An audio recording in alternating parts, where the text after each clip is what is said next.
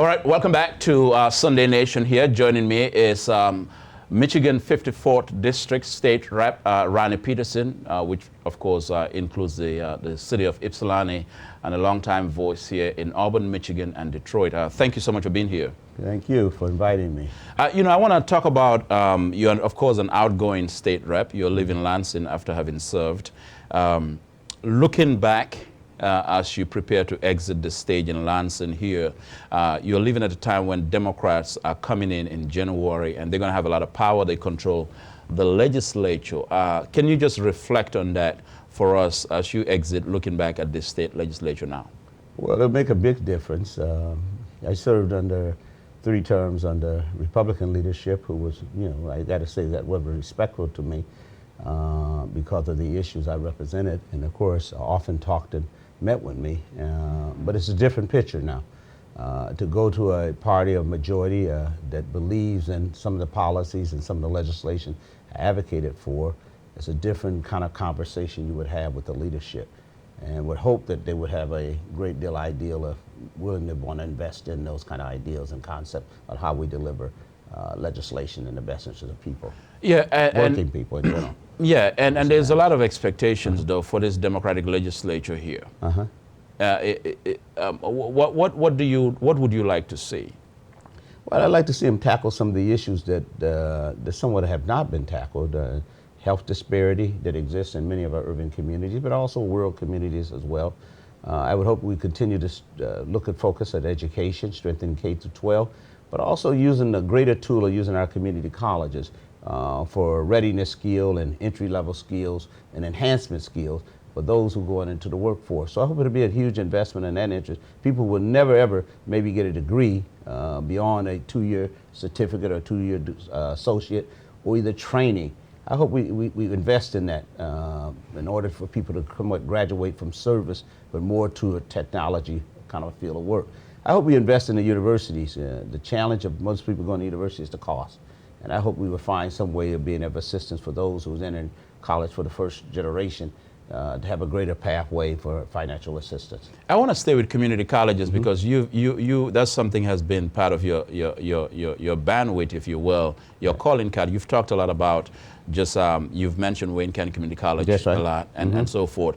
I mean, how significant is it here that community colleges, you know, in terms of the future of community colleges, become front and center of the next Democratic Legislature in Lansing? There's no question Dr. Ivory, the Chancellor at Wayne County Community College, has been, let me say, an outstanding leader for Wayne County Community College, but also throughout the state of Michigan and nation. He have created models that has been, let me say, that people wait to demonstrate in their particular community outside of Michigan. He also been a model for me for some of the initiatives they have going on at Wayne Community College that we have asked Washtenaw Community College to engage in. And of course, they have taken on those challenges, getting first generation of children to go to community college and then go to a major university. We're working on a plan right now with Eastern Michigan University and Washtenaw Community College to take them right out of our high school and begin them in college as early as 10th and 11th grade. And that's a lot of credit to Dr. Ivory for some of the models they have put together for the community college around the state. I think also the readiness skill and to go beyond being just a service industry work, some of the things the community college have done. And because of Wayne County Community College, I have looked at them as the picture in the window that every college could be able to strive for. And I've got to say, I've been an appropriation committee member, and Dr. Ivory have appeared, and also capital outlay, which I also appear on, which deal with buildings projects here in the state of Michigan for college and university. And Dr. Ivory has been a dynamic leader and well respected by his colleagues in the community college field. So you're fortunate here in Wayne County. You have a lot of the demonstrated model program, but we need to fully fund them, to enhance them, to make sure that first generation and those who want to return back to some kind of training or educational institution, that it's affordable, accessible, and we give them the support system to make sure they're successful in completing education. Very interesting here. State Rep Ronnie Peterson, the 54th District, which of course includes Ypsilanti. He has been a long-time voice here in the Detroit political circles, urban community. You said a lot in there, and I want to ask you this though. Is it fair to describe the coming legislature? Is this going to be the golden era with the Democrats in charge in Lansing and what you have laid out here, the essence of community colleges and how it dovetails into workforce and all of that, is this coming legislature in January, can this be the golden era for Democrats? Can it be the golden era for Auburn, Michigan, or are we getting ahead of ourselves too quick? I think it is the golden era, but how we invest the gold. We can strike gold, but how we invest it. That's we right. got to invest it in humans. We got to invest it in children, K through 12, even early childhood education, even before they start K through 12. Things we got to do to make kids ready and ready for kindergarten. And there's some initiatives that have been on the table but never funded. This is the first time Democrats have had a swing at this, and nobody has a history in it. There's no person on staff, no person in the legislative body has been there with Democrats in control. So this is going to be new to them. Most of them weren't even born. Some of them might have been babies 5 or 6 years old when the Democrats controlled the legislative body, and particularly both chamber as well as the executive Do you branch. feel that's a disadvantage? No, it's not a No, it's a time to find how to invest the gold. I mean, you have the taxpayers who are willing to enhance this state to another level, that believes in fair play and equity. And equity is in education. I mean, the best tool you can give to somebody fighting poverty is giving them opportunity to education. So education, whether it's academic or whether it's training or whether it's technical skill, this is a time to do it if you really invest in people. And yes, expect the legislative body to do it, but also expect the call of the community to make sure that they take some focus and make a commitment to make it happen.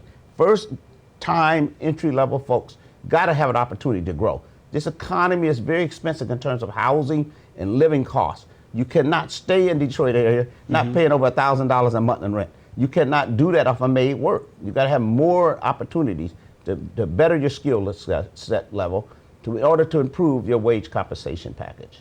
So how important is it then for this legislature, coming legislature in January, not to miss this moment and the issues that Dr. King will say the urgency of now? It's the urgency is now. It's more important that people communicate to the legislators and let them know this is the golden opportunity, as you have mentioned, and that's a good word you use, the golden opportunity to invest in humans, invest in people.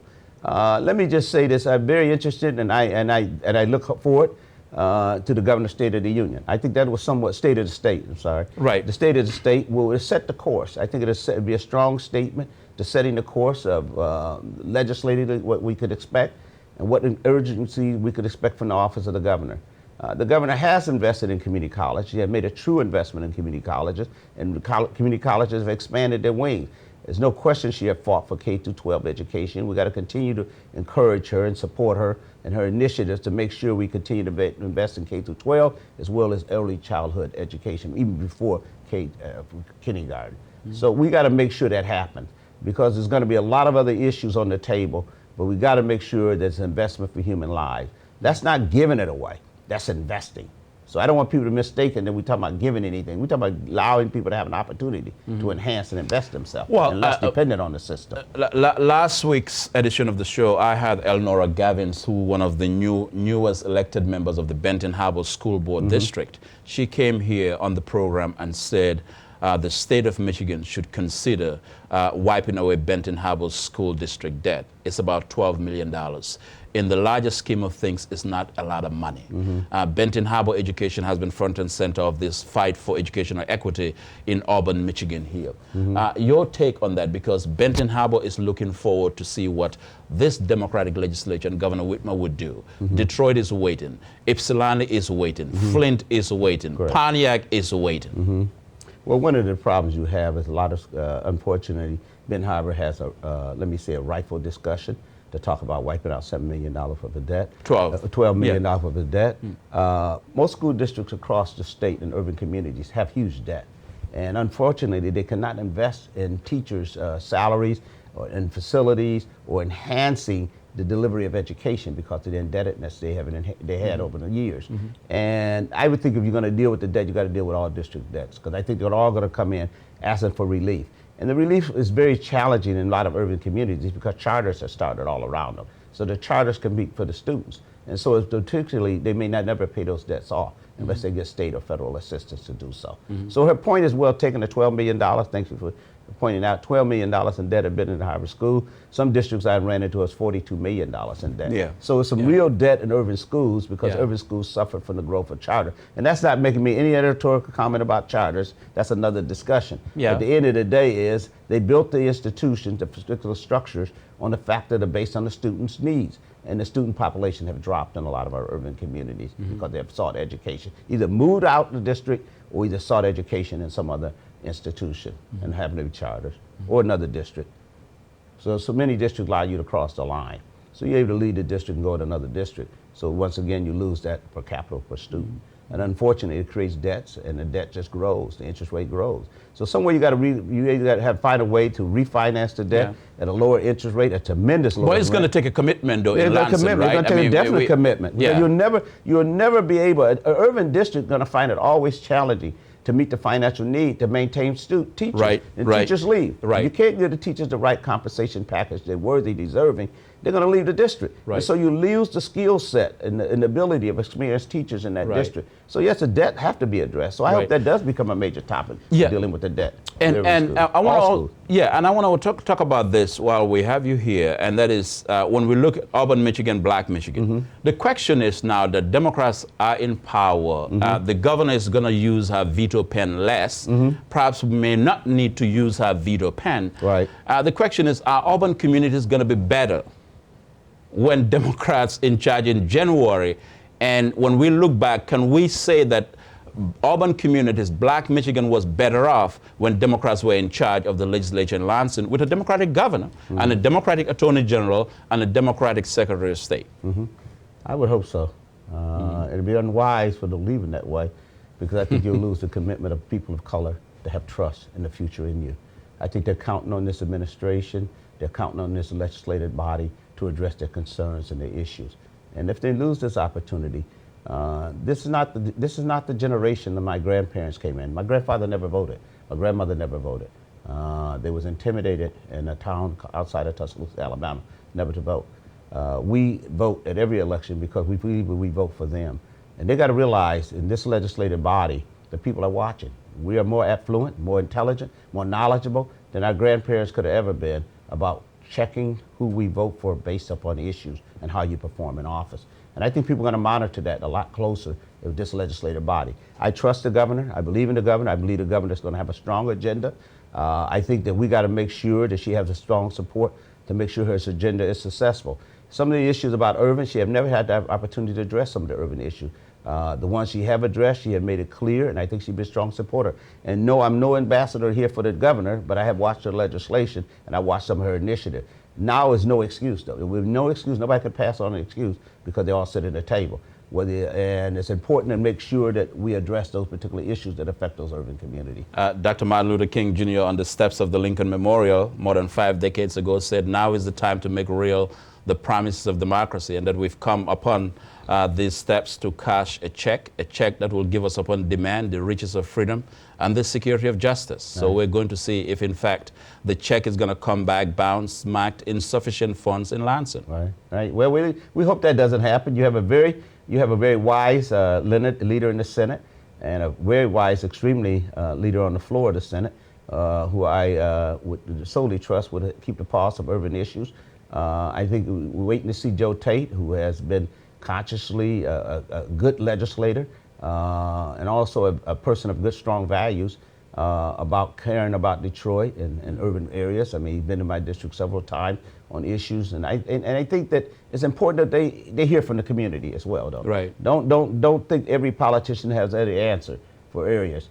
I would hope that it's someone set forth from an urban agenda meeting, really. Right. I think it needs to be conversation. Right. We are so busy in Lansing dealing with every interest you could find about who they want to promote. Right. It's important to promote the agenda of the people. So I hope it'll come out of it as a people agenda. So I hope it'll be a people agenda meeting where collected bodies could come from Benton Harbor, Inkster, Detroit, Pontiac, Highland Park, Hamtramck, and have a discussion about what is our agenda, and let's move forward and talk to our legislative delegation about that agenda. You've just earned an invitation to come back on this show. State Rep Ronnie Peterson of the 54th District, representing, of course, the city of Ypsilanti, and has been a long time fixture here in Detroit and metropolitan politics. We're going to be watching Governor Whitmer, of course, Speaker Joe Tate, the Senate legislative leadership, to see whether they will match their words with action. Thanks again for being here. Thank you. All right, we'll be right back with more on Sunday Nation. Stay with us. I'm Bankole Thompson.